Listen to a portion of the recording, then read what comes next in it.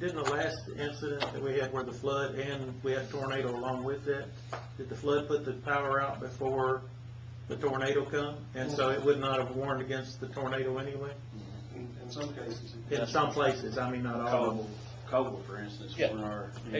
engineers here, his house got hit by a tornado.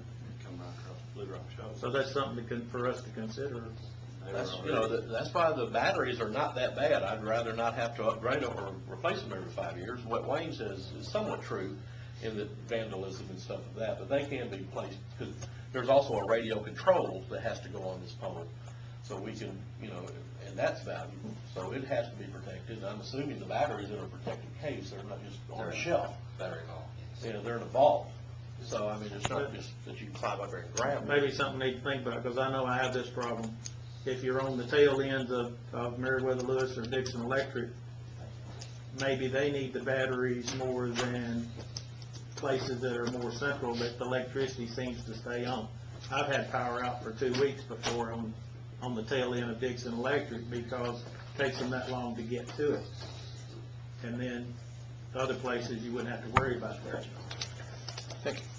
Having come from municipal, up in, I think the last 12 years or so, until I came back to Cookville Electric, and of course we have a few signs up there, and they were metered and they put on Public Works tab, and of course we're all the same city entity, but that's how that was.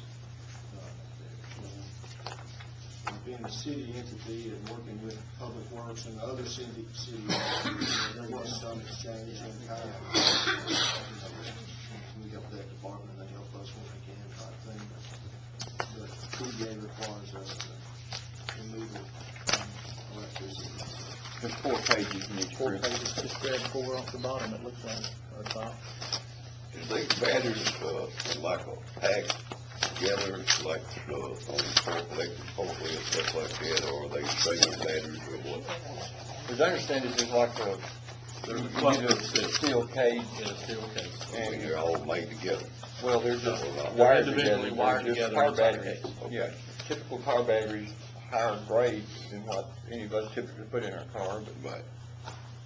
and of course, you would certainly have to get some of those bolt-proof blocks to put on them, but Probably like the high-grade trolling motor batteries that last a long time. The marine type, things like, but I didn't know whether So it your was cycling- individual or what, because I know my individual would be a lot easier to steal than if you had all the batteries packed together there. My But wait. understanding is 6 individuals. Yeah, but they could individually take one of them, possibly you just grab one and go with it like a car If they battery. get into the case. yeah, if they get in the case, they'll get all of them if they're gonna do it. I never would have thought 3 years ago that someone would Just have get the climbed first that 4 or 300 the last 4, they're all grouped 9 together. Mile Ridge and take a coax down to get the copper out of Unless it. somebody else has messed you up. So, I mean, if somebody wants to steal something, they're gonna do it. And here's some idiot climbing up there at night that could probably make $1,000 a day climbing towers, legitimately, to get a couple of $100 worth of copper. Not to mention, put us off the air for a while. Yeah, I've seen,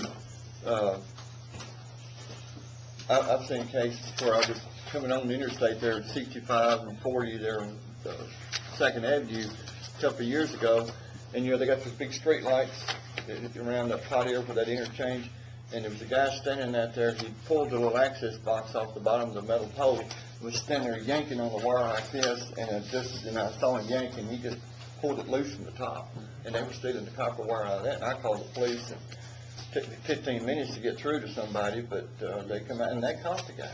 He had just 7 or 8 poles. He literally pulled the wire outside of them. Well, bottom line, I mean, we could bury the batteries 20 feet in the ground, and somebody wanted them bad enough, they'll go out there with a backhoe. So Where there's a will, there's a will. exactly. And a lock is only good to keep an honest man honest. So, where do we go from here? 2 more sheets. It would seem to me that what we were asking for, what you guys are requiring, is outside of the standard and for you guys to, I don't know what they rate, I mean, I don't make a decision, I assume that it's going to require a departure from policy, standard policy. And if that's the case, I would think that the thing to do would be for you guys to put together what you invested and ask the board to approve it. And so I would ask that y'all go ahead and prepare what you can do. And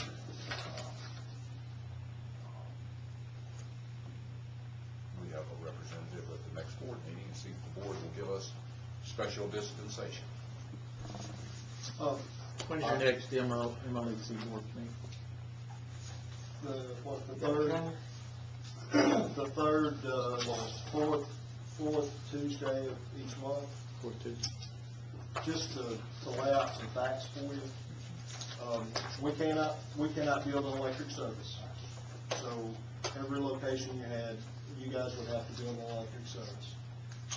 We can match in kind on each electric service aid to construction.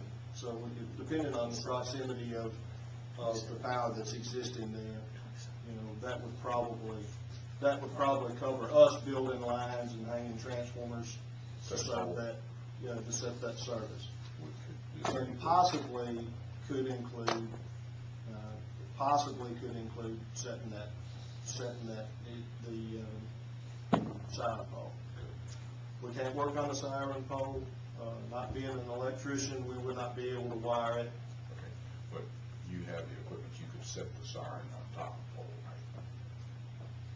right? Why you set the pole? Could you set the siren up there with? We look into it.